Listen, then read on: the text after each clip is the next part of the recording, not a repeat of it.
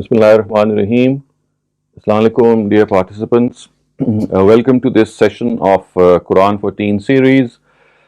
We've brought a new topic for you and hope we'll have a very pleasant and an informative discussion. The topic that we're going to discuss today is gratitude in the Quran. And of course, this is something that we are so very used to, and we very well know that these feelings of gratitude and these emotions of gratitude are so commonly found in all of us, especially vis-a-vis the people that we meet in our lives, our own parents, of course, and our friends. There's so much to be thankful about. So I'll just start off with describing and discussing some of the Quranic verses, the important ones, vis-a-vis the issue of gratitude. And I'll start off with the first of these verses. So the first verse actually is from the 31st surah of the Quran. It is Surah Luqman, and the verse is verse 12. So the words are وَلَقَدْ آتَيْنَا لُقْمَانَ الْحِكْمَةَ أَنِ اشْكُرْ لِلَّهِ وَمَنْ يَشْكُرْ فَإِنَّمَا يَشْكُرُ لِنَفْسِهِ وَمَنْ كَفَرَ فَإِنَّ اللَّهَ غَنِيٌّ حَمِيدٌ. And indeed we gave Luqman wisdom, that be grateful to God. And he who is grateful, then he is grateful for his own self only.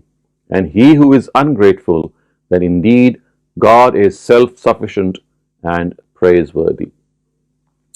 So as you can see, this first verse, this is a very, very foundational verse vis-a-vis what actually Quran wants us to understand. First, just let me give you this small information that Luqman was a very famous, wise guy of Arabia, and the Arabs knew him very well, and he has been presented as a witness in the Quran that, look, even a person of their own knowing, a person who was in their history, taught the same message as prophets of God. Although he was not a prophet of God, but he taught monotheism. He told people to be very patient. He asked people to believe in the hereafter. All the basic message with all prophets of God present was actually presented by him in a very, very powerful manner. And because the Arabs were very influenced by him, so the Quran has actually produced him as a witness and told people that, look, what your own wise guy used to once say. And if you would like to read more about him, you can just pick up this 31st surah of the Quran. I've just selected one of the verses which deals with gratitude. Otherwise, there is a whole paragraph which then continues and describes some of his advice, some of his counsels that he actually gave to his son. And it is also known that perhaps he was a leader, a chieftain of his tribe, and it seems that he gave this advice to his son when he was relinquishing his power, when he was growing old, and he wanted his son to succeed him. And the bottom line that you need to understand here, which actually stands out, is that Luqman says that you have to be grateful to God. وَلَقَدْ آتَيْنَا لُقْمَانَ الْحِكْمَةَ أَنِ اشْكُرْ لِلَّهِ, that the wisdom that God gave Luqman was that he asked his son that be grateful to God. And remember, if you are being grateful to God, it is something that depends on you, that is going to be of benefit to you only. And if you are not grateful, if you don't show gratitude, then remember, this is going to be something that is going to be against you. God does not need your gratitude because he is self-sufficient and praiseworthy. So if you are grateful, it is because you yourself need this gratitude, because gratitude is an expression in which you acknowledge the Creator, the tremendous favors that he has bestowed on you. And I think all of us need to be very, very observant in this matter. And even if little observation can be made, we can see how the Almighty has created this universe, this huge expanse over us, and people around us, the stars, the wind, the moon, the sun, the mountains, the atmosphere, and then of course our parents, the people that we live in, and live about, of course, and so many other things, and our own cells, our own body, and the way the body function works. The heart beats, it's like a non-stop machine. It goes on forever and forever until, of course, God decides. It doesn't need any battery to charge itself. The eyes that we can see through, ears, and the sense of touch, the sense of smell. There's so many things, and in these testing times, when so many people that we know are suffering from this virus, and they lose at times their taste, they lose their smell, and they lose some other bodily function. It immediately comes to mind that how at times God makes us realize that we take things for granted. There's so many things that we take for granted, and it is only when we don't have them that we make this conclusion, or we draw this conclusion, that perhaps we should realize this even when we are well. So, realizing about the fact that God has given us good health should not just be when we don't have that health, when we fall sick or when we fall ill, but it should be a process, and when we are hale and hearty, when we are going along fine in life, we should always acknowledge that we could have been at the wrong end. We could have been suffering.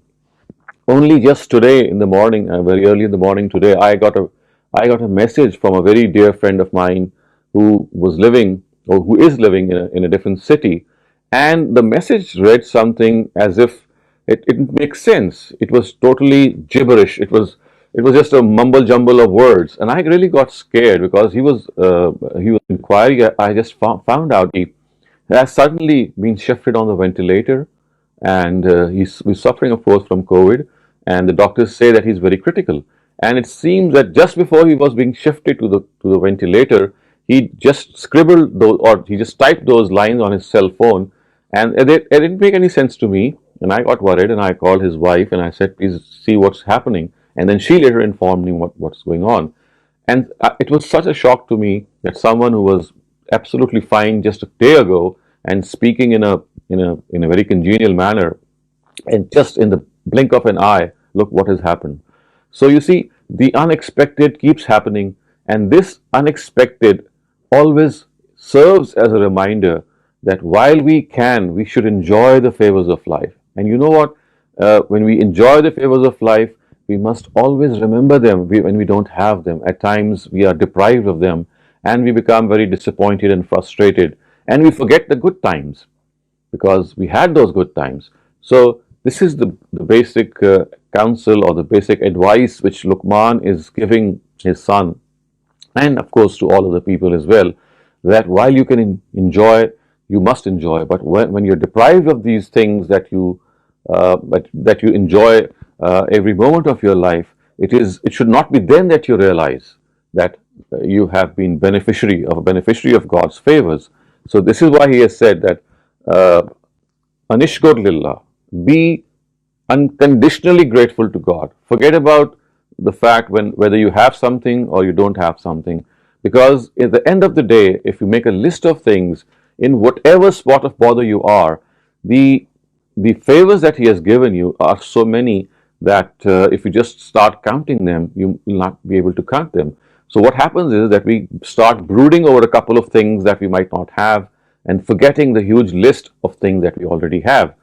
And as I said, the second point that he has made, which is of paramount importance, that when we say shukr, or when we say we are grateful to God, it is our need to show this gratitude. God doesn't need our gratitude. He is self-sufficient. We need this gratitude to express and acknowledge something that has happened to us. Because if we don't, then we'll be called ungrateful. And people who are ungrateful, we very well know that once a person enters this arena, once he makes himself the target of Satan's whisperings in this regard, then there is no end to it, and he starts to think that well, he himself was the source of all his favors. He starts to forget God and his responsibilities and all those things associated with it. So this is a very important and a foundational verse regarding God's gratitude. Let me come to the second verse. This is again a very important verse. This is Surah number 76, which is Surah Dahar, and verse 3. It says, Inna hadaynahu sabila imma shakiran imma kafura. We showed him the good and the evil path. It is now up to him to be grateful or profess disbelief. So this is a verse which tells us that God created man, and then he showed him the path, which of course means the conscience that we have inside us, and the aspect of us in which we realize what right and wrong are. So God says that I gave you this barometer, gave you this inner calculator in which you can calculate and see what right and wrong are. You don't need to go to any person to ask what right and wrong is, because as far as basic morality is concerned, each one of us is well equipped, so to speak, to find out what right and wrong is. And now look what the verse says later on. It says, it's of your conscience, then you are being grateful to God, or profess disbelief, which means that the words shakir and kafur they occur in parallel to each other. In fact, they are two opposites. So kafur would mean a person who is ungrateful. This is another meaning. Given us this conscience which tells us the right and wrong, and if a person follows his conscience, he is actually being grateful to God, because God has given him this internal sense of direction. It's like a moral compass which a person can always use to find out what the right and wrong is. And when he does, he actually should express favor to God, be thankful to God, because this is something which is like, it's like a huge favor. And when it is a huge favor, of course, each favor acknowledges or it entails that we be thankful to Him. We be thankful to Him, and this can only happen, my dear participants, when we realize that had we been people who don't have any conscience, we wouldn't have been better than animals. So one of the differences between human beings and animals is most of the animals, the way we know them today, and of course, as the Quran also tells us, that the sense of right and wrong, when I talk about right and wrong, I talk about moral right and wrong. They don't have that sense. And as human beings, we have been given that sense. So therefore, we have to understand this, that this is a huge fear of God. He could have created us as animals without this feeling, without this moral compass, but He did not do so. So it's like acknowledging that one of the biggest favors of God, that He has given us this sense of direction from our inside and thus made us different from animals. Now let me move on to the third verse, and this verse is actually verse 14. This is 14. It's verse 5 to 7, verses 5 to 7, and this verse is actually, these verses are from the 14th surah of the Quran, which is called Surah Ibrahim.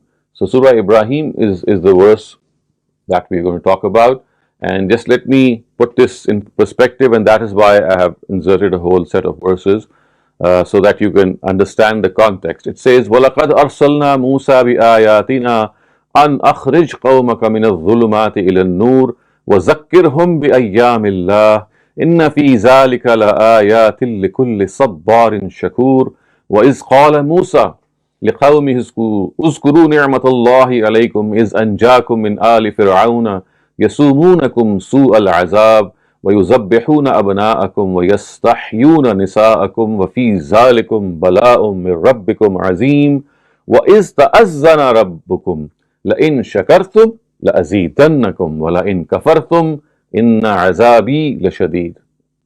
So basically you have to concentrate on the last part of this passage, but for that you need to understand what is the context.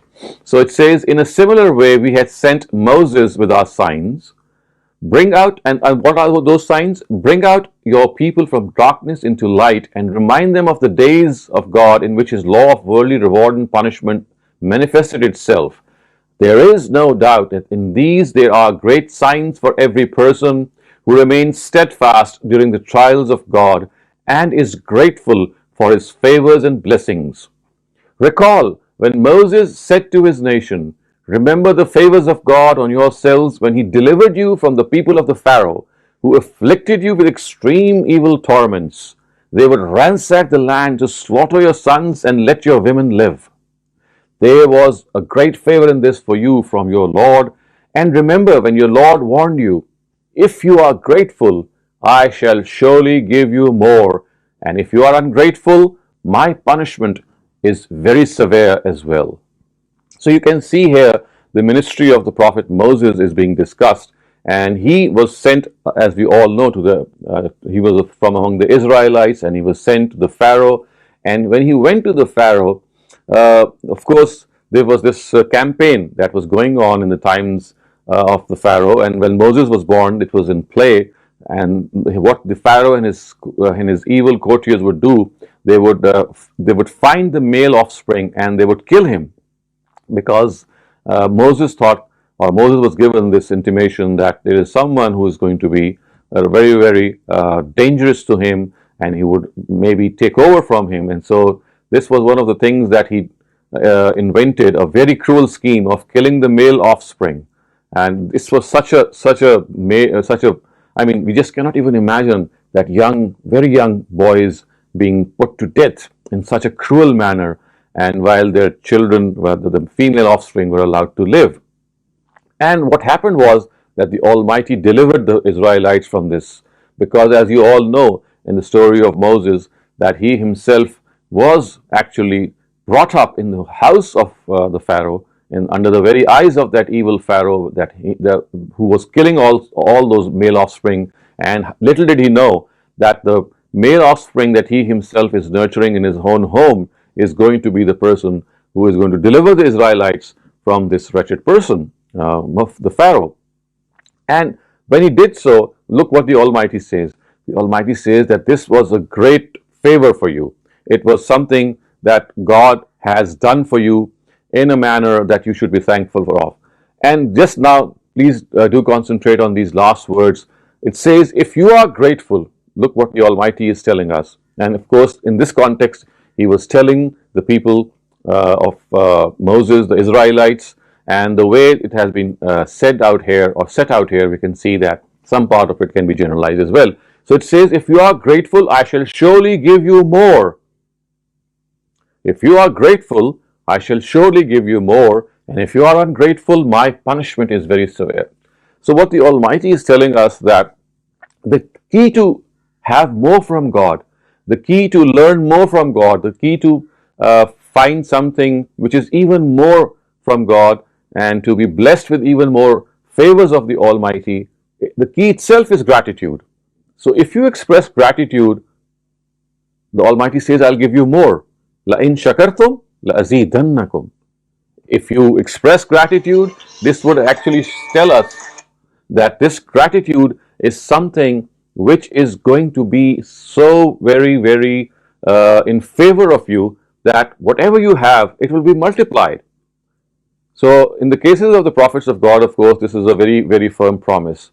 But of course, in the cases of people like us who live after the prophets of God much later, it is like it's like a sign which tells us that to earn God's pleasure, to earn God's favors even more, we have to be thankful.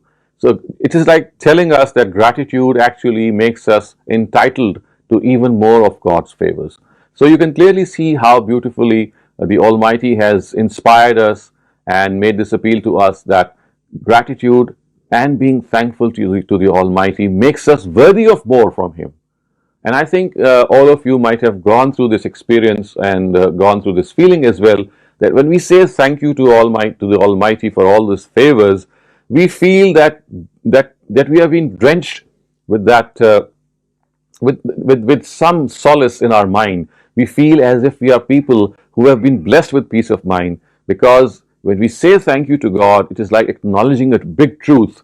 And when you acknowledge a big truth, you feel so happy from inside. And this happiness, remember, is a very huge reward for showing gratitude. So when the Almighty says that I'll give you more, remember, this more is not merely in the form of money or maybe physical favors. It can equally be in the form of this spiritual favor, in which He makes you a person who is content, a person who is happy what he has. So the favors of God have to be understood in this light, that they are not only physically given to you at times in the form of wealth, riches, and assets, and so many things, but also spiritual favors, in which you feel a person that you are more connected to God, you are a person who has a more inner strength to combat evil and bad people. Now let me move on to the fourth verse, my dear friends. And this fourth verse has been taken from Surah Zumar, which is the 39th surah of the Quran, and the verse number is 7. So it says, "In takfuru fa inna Allah ghaniyun ankum, wa la yarda li'ibadihi al-kufr, wa in tashkuru yardahu lakum." ولا تزر وازرة وزر أخرى ثم إلي مرجعكم ثم إلى ربكم مرجعكم فينبئكم بما كنتم تعملون إنه عليم بذات الصدور. So a translation of this is, if you show gratitude, you shall not the slightest, if you show ingratitude, you shall not the slightest harm God, because God does not need you. True, He does not like ingratitude for His servants. And if you are grateful, He will like it for you. Remember, on the day of judgment, no bearer of burden will bear anyone's burden. Then your return shall be towards your Lord alone. So whatever you have been doing, He will let you know. In reality, He even knows the secrets of the hearts. So this verse, as you can clearly see, my friends, is encompassing so many facts and so many things. It tells us that, as you can see, it tells us that God knows what is in the hearts. You just cannot hide things from Him. So if you are thankful to Him, it's not going to go unnoticed. If you are thankful to Him in His heart, He is going to surely acknowledge it. And if you are thankful to Him by expressing your words through your tongues, of course, they will be noted down as well. But the bottom line is that you can see in the middle part of this passage. It says, and if you are grateful, He will like it for you. And it also says, He does not like ingratitude for His servants. So, to be grateful to God and to be not ungrateful to Him, to show this ingratitude is something which God does not like. I'd like to give you this example in the human sphere. Look, when we are discussing things, or when we are talking about a lot of favors that our parents have given us, or maybe our friends have given us, or our relatives might have given us, what do? Our immediate reaction is to thank that or to return that favor. And this we do by planning, and we say, okay, if someone has given us this and someone has given us that, we must return that person with something which is even better. Don't we do so? We feel indebted to that person. So it is here that the Almighty says that it is such a natural emotion, but the only thing is that you are able to see your friend here, and that what you're seeing is actually something which you can acknowledge right in front of you. On the other hand, when God gives you these favors, because of the fact that God is hidden from you, so at times you don't connect that it is actually God who has given these favors to you, and therefore you forget about God. So the only difference is that when we receive favors from human beings, we can see those human beings, and what the Almighty tells us is that as far as acknowledging Himself is concerned, it is something that you have to understand, that He might not be known to you by your visual eyes, but He's right there for you. So therefore He says that He does not like His people to be ungrateful to Him, because what happens is that when you are receiving favors from human beings, you can see them, and every person can be thankful to a person from whom he receives favors, and he can spot that person. But our big test is that we might not be able to see God, we can experience Him. So we have to connect that a lot of favors which come from God, and the God we cannot see, but we can of course experience and we can feel, is there for us to take care of us. So what the verse is telling us, that we have to look at it is beyond these immediate surroundings and acknowledge someone who is behind them and who actually knows even what our hearts have, the secrets of our hearts. And now let us go on to the final verse regarding gratitude. So this verse says, This is verse 144 of the third surah. The third surah is Surah Al Imran. It says, وَمَا مُحَمَّدٌ إِلَّا رَسُولٌ قَدْ خَلَتْ مِنْ قَبْلِهِ الرُّسُلُ أَفَإِن مَّاتَ أَوْ قُتِلَ انقَلَبْتُمْ عَلَى أَعْقَابِكُمْ وَمَن يَنقَلِبْ عَلَى عَقِبِهِ فَلَن يَضُرَّ اللَّهَ شَيْئًا وَسَيَجْزِيَ اللَّهُ الشَّاكِرِينَ. So this was an instance in we know in one of the battles of which took place in the times of the Prophet Muhammad, the Battle of Uhud, when some people actually spread this rumor that Prophet Muhammad has been martyred, and this created a lot of unrest amongst people. So it is in the context of this particular rumor that this verse comes. So you can now relate to it. It says, Muhammad is no more than a messenger. The news of his killing has shattered your morale. Other messengers have passed before him also, and they too passed through the phases of life and death. Then if he dies or is slain, will you people revert back? Remember that he who reverts back will not harm God in any way, and soon God will reward those who have remained grateful to him in all circumstances. So you see, the background is that when this rumor had spread, there was a lot of commotion, a lot of unrest among Muslims, and some of them even thought that, well, they have been deceived, and the weak amongst them, the hypocrites among them, thought that they'll just leave Islam. So it is to forewarn them or to warn them on the spot that, well, death is something that is going to happen to every human being, even if he is a prophet of God. So people at times, out of their own fantasy or their own fancy or figments of imagination, think, well, prophets of God are going to live forever. So no, they are warned here, and they are told, people are told, no, just like other people, these messengers of God will also pass away. And therefore, if it happens, then it should not be the case that you just revert back to your disbelief, because the power of belief that you have now got is something that you have, and the messenger of God has delivered it. It's now into you. So by thinking that if he has passed away, then this faith is something very temporary, or this faith is something which has no requirement to you, that would be a very meaningless thing to believe.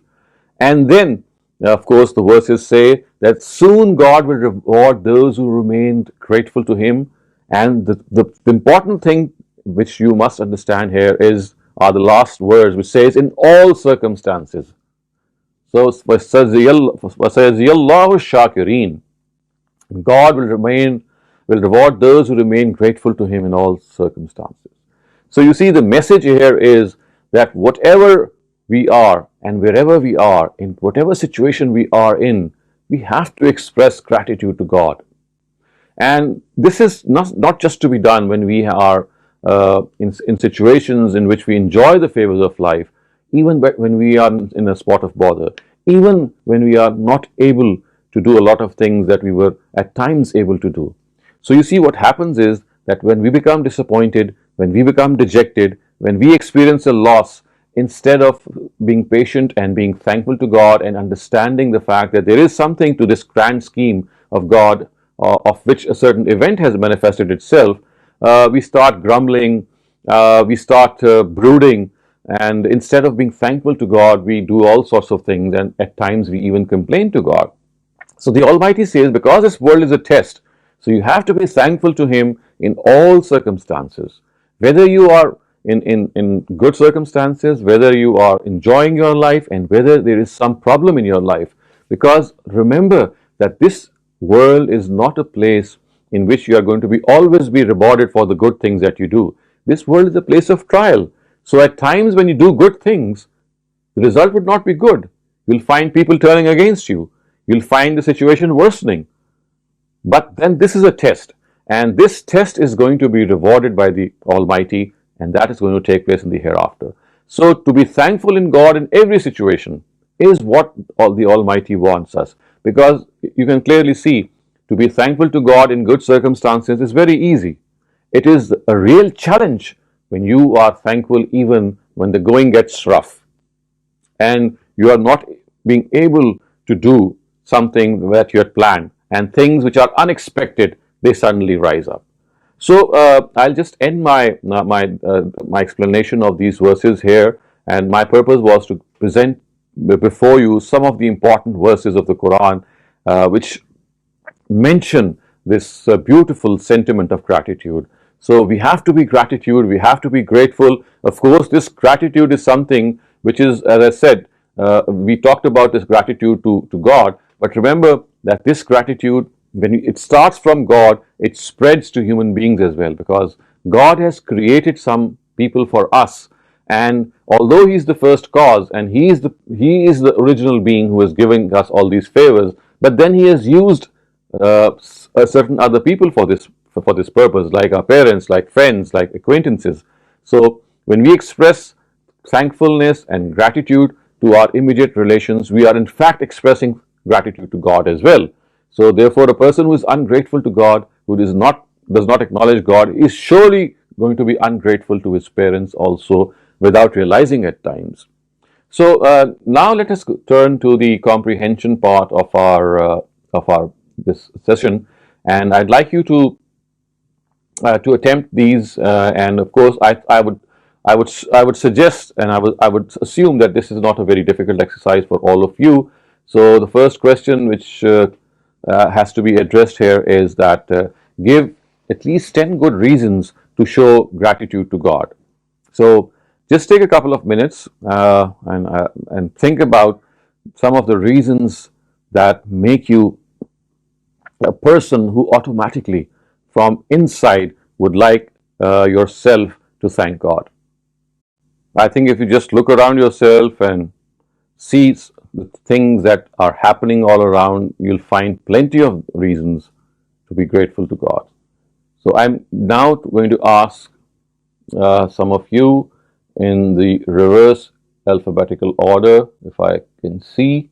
Yes. So I will ask Umar.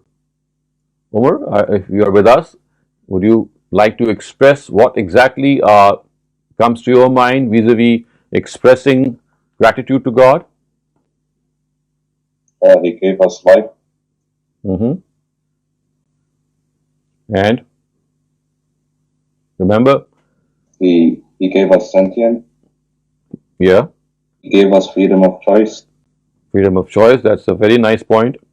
He also gave us gifts like our body parts. Right. Body parts, of course. Yes. So, okay, that is fine. Even if you cannot go up to 10, because of course, as you think, you'll reach that figure, but the purpose is to make ourselves, remind ourselves of these favors. I think the most important point that you have made here is this point that you said that God has given us the freedom to choose. And this is a huge thing. You see, we can be people who can act upon their choices. Of course, at times these choices are hampered or limited by our circumstances, but in many cases we are able to do what we want to, especially if there are things which lie within our reach. And this is a huge thing. Imagine the things that we call as non-living things which are around us, the stones, the wood, the earth beneath us, the things that we know, of course, that cannot act out of their own volition or their own will. So to be able to do things out of our own choice is a huge favor of God.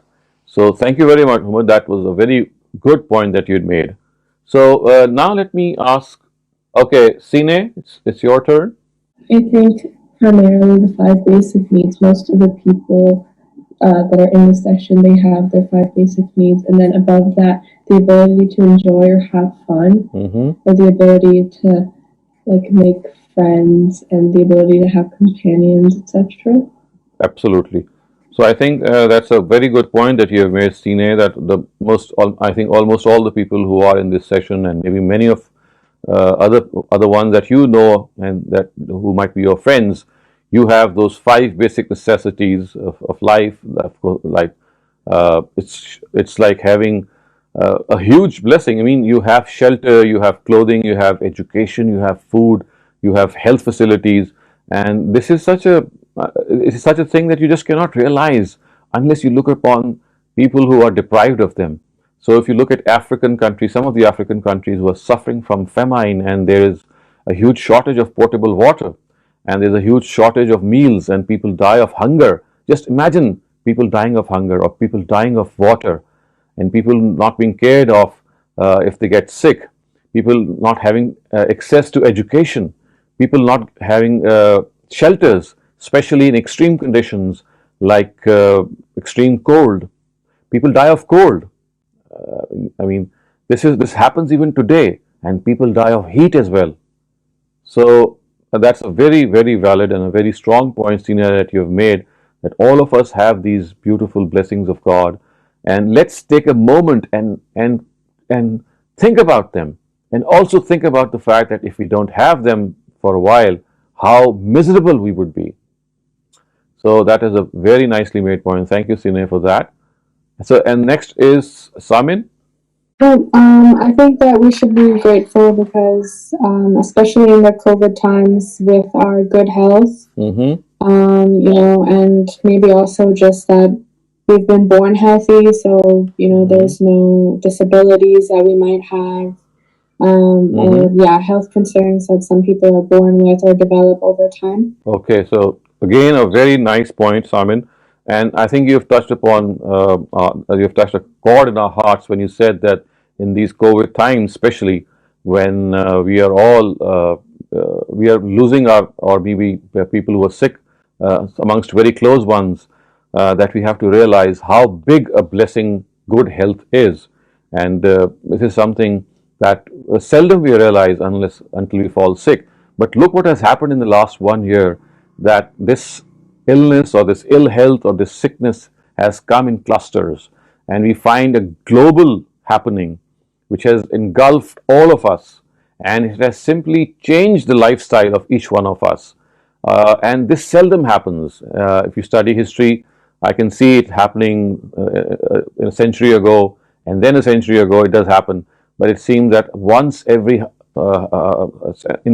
century or once every 100 years, we have such things going on in which perhaps God makes us realize how insignificant we are and how helpless we are, and how close we are to that inevitable thing called death, and which can come to us any time. And remember, it is not age conscious, it can come to a person of any age. And this has made us realize how people are going away so fast around us, or maybe not going away, but being helpless and being in such a sick position. So yes, that's a very valid point. Thank you for that, Samin. Yeah, sorry. I think that another thing we should be grateful for is for our parents. And I don't know, I think it's a huge blessing that we have two healthy, caring, and loving parents that definitely are often taken for granted. Right. So again, that's a very, very important thing that you pointed out. And this can be gauged when you see people who have lost their parents, who have become orphans, or who have lost one of their parents and their lifestyle has drastically changed. So always think that if you want to realize the blessings that you have, the best way to realize those particular blessing, is to look at people who don't have that particular blessing. So you will just understand what parents are when we look at people who don't have parents. You'll just understand what a person is without his father or her father. And when you look at orphans around you, and you see that, and then there's this aspect in orphans also, that at times, in spite of being deprived of a father, they have people around them who take care of them in such a beautiful way. So on the one hand, we find orphans who become orphans, and then they lose their way in life, and they become people who have lost a lot of things in life. They end up in situations in which they have to be taken care of. But then on the other hand, we still have people, or we have orphans who, in spite of losing their father, the Almighty gives them such comfort in spite of losing a very, very important member, that they still live in the same lifestyle or with the same status as they would be when their father would have been alive or the mother would have been alive, either case. So I think the best way would be to look at, and we have real life examples around us. I'm sure all of you must have friends or acquaintances or relatives who are in such a condition. And you just need to delve a little deeper to find out how shattered they feel from inside. You see, when you have parents, you don't feel that deprivation. So you have to see other people who have that deprivation, and you have to try to get close to them. And if you try to get close to them, only then will you realize that what huge blessing these parents are. So thank you very much for that, Saim. Okay, the next person is line is Rayan Wahidi. I feel like one thing that we should be thankful for is the opportunities that we were given because of the families that we're born into just by luck. So, given that we were born into privileged families, we're open to more opportunities than others who aren't. Absolutely, absolutely. So I'm glad, Rayan, you brought this up. This is also a very, very significant thing that at times you just fail to realize that you have been born in privileged families. You have so many things that you just cannot imagine, that there are so many. I mean, there's about 30% of the world living below the poverty line, and living in privileged families actually gives you this access to these luxuries that other people cannot even think of.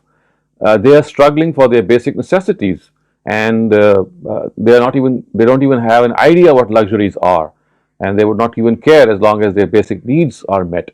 And here we are, that we are born in privileged families. We have all kinds of gadgets, we have all kinds of things that we just wish, and the next thing that we realize is that our father or mother has actually got them for us without even insisting. So they're so caring at times, or they're so, if I may be allowed to say, that they spoil and pamper us as well when they do everything that comes out of our mouth. So yes, that's a very important point, and that can only be understood, my dear participants, when we realize this fact that this is a planet which is inhabited by 7.5 billion people, and remember, you are amongst a very select elite, because the privileged among these 7.5 billion people would be maybe in millions or even less compared to the huge expanse of humanity that is around us. So yes, thank you for that, Rayan Wahidi. Okay, we have another Rayan, who is Rayan Ali.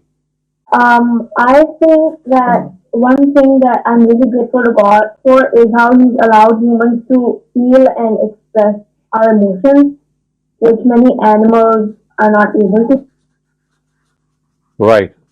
So you have pointed out another aspect which actually distinguishes us from animals. Although I would say that animals also have emotions, and of course they also express. For example, if we have a dog or a horse or a cat, if you train these pets in a way, or if you know some of their traits, you'll find out that they too express their emotions.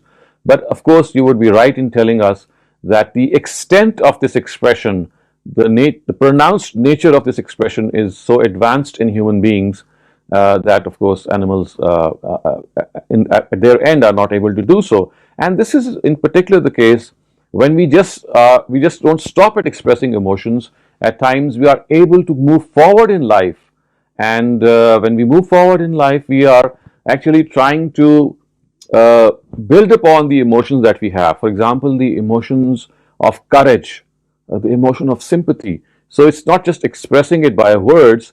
We model our lives behind these emotions. So or we are able to help other people on the basis of these emotions. So these emotions are connections to other human beings. And when we have these emotions, we feel as if the Almighty has actually created a whole family of human beings. So it's like a family of families, or a family of humankind, which is there for us. And the connection between these families and these individuals, one of the connections, of course there are other forms of connection, but a very, very strong form of this connection are those feelings of love and sympathy and care and kindness, which brings us together. Right, so thank you for that, Rayan. And so it's now, is it Nida Aziz? I think one of the reasons I'm very grateful to God is because He is most gracious and most merciful. Like, even if we make mistakes as people, if we ask God for forgiveness, then He will forgive us. Right, right. So that is also a very beautiful point that you have made, that God is there to forgive us, however much we might be committing a mistake over and over again. But if we feel penitent, if we feel ashamed, if we feel embarrassed, and we just come back to Him again and again, He is there for us. He's like a person who never shuts off His door unless and until we, of course, become so arrogant that we don't return to Him. So the more we return to Him, He would accept us. Of course, He might impose certain conditions, but then He never shuts His door. So yes, forgiveness from the Almighty is something that we must be very grateful on account of which. And then also you must realize that forgiveness is something which it's just not our part. It's not just with God. We have to be forgiving to people as well. So you see, it's like a reciprocal relationship. If we want God to forgive us, we should practice forgiveness vis-a-vis other human beings as well. So that's a beautiful point, Nida. Thank you for that. And so Manahil, Fatma Hussain. Okay, please go ahead. So I'm grateful for the fact that I was born in a household. You were born in a Muslim household. Okay. Muslim house. Okay, so the point that you're making is that God has blessed you with faith and iman right at your birth. Yes, that is indeed a huge favor of the Almighty. But do remember the fact that even in spite of being born as a Muslim or a person who is of faith, you still need to rediscover your faith because you see, when you are born in a Muslim household, it's like a double-edged sword. So at times you're not very conscious of that, and what happens is that you have this feeling, well, I'm already a Muslim, and God will always forgive me and will be kind to me. So you forget some of the obligations that you must discharge. And on the other hand, there could be this factor that discovering yourself once again to be a Muslim is a huge benefit for you, because if you're living amongst Muslims and then, as I said, becoming at times when you rediscover your faith, you realize that being born in a Muslim household in which you're doing all sorts of things which might not be actually what Islam stands for, because we do a lot of things out of culture, and it makes you rediscover yourself. And at the same time, you have to understand this also, that even if you a person who is not a Muslim, even then you must realize that non-Muslims also have faith in God. It is only that there are some non-Muslims whose faith in God does not lead them to the final prophet, and it is here that they might be held accountable. Otherwise, we have to give this credit to every human being, and this is something which happens. So Ali, probably you can go ahead. Good friends. Right. So one of the things that comes to your mind, and I think it's also something that we all experience, is the blessing of having good friends. If you have good friends, then you're a wonderfully blessed person, because you can share your ideas with them, you can share your grief with them, you can share your joy with them. It's as the old saying goes, that a friend in need is a friend indeed. So friends are forever. Friends are there for you. Friends look after you. Friends encourage you. You can fall back on their shoulders. You can discuss all sorts of things with them. Things that you might not be able to discuss with your parents, maybe, or your siblings, you are able to freely discuss with your friends. So yes, that is a good point, Ali. Alicia, would you like to go ahead and speak your mind? Plain food and water. So Alicia, you said plain food and water. Okay. So that too, of course, as I just mentioned earlier on, that potable water or water that can be drunk from your tap is something that you never even, the thought never crosses your mind that this is something which is going to be unavailable, or which is unavailable to so many millions of people around the globe who have to walk huge amount of distances to recover potable water. So absolutely right on that water which you just turn on from your sink, or you just drink from it, It's as easy as that. And look at people who have to walk miles and grab that water and come back all that distance in heat and then use that water. And also, let me remind you that when you have water, especially when it's in the summer, not everyone has a refrigerator, and not everyone has these cold storages. So they have to buy ice, especially in third world countries. And this is not easy to get because you see, in summers, the ice melts immediately. And the next thing that you know, after half an hour, that the thing that you had is the cold water that you had is no longer cold, and once again you have to go to the market to buy some ice. So this continuous shuffling, and of course not everyone has the resources to buy ice all the time. So just imagine that water and then cold water being available to you, and then, if I may add to this, is hot water in the winters when you have a bath. Imagine if you were forced to have a bath in winters and the water would be chilling cold. Who would get into the shower? Perhaps none of us. So you see, it's the water that is available to us, the hot water that is available to us in winters. You just cannot imagine how relaxing and how comforting it is, and how uncomfortable we can be when we don't have the services of hot water. So yes, thank you. Amira, Iman, you can go ahead. I would say that I'm grateful for like the little miracles that are happening around us. So there's so much that we can discover. Like for example, if you look at a flower, then there are so many things that they're inside a flower, and like it's just amazing. So I'm really grateful for all of the things that we can discover. There's so many details to life.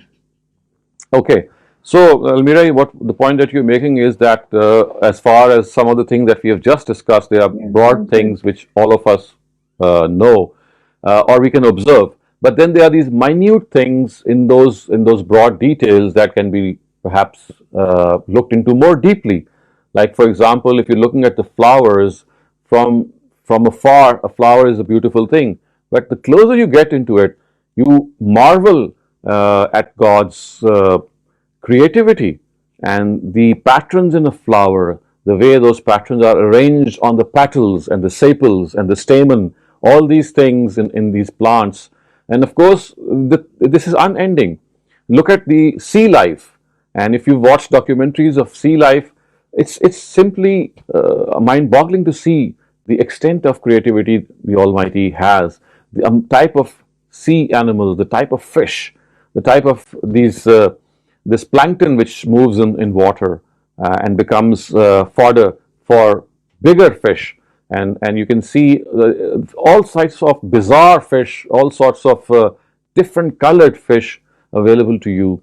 And this is the same in plant life as well. Look at the variation in plant life, look at the vegetation, look at the color of plant life, look at the foliage.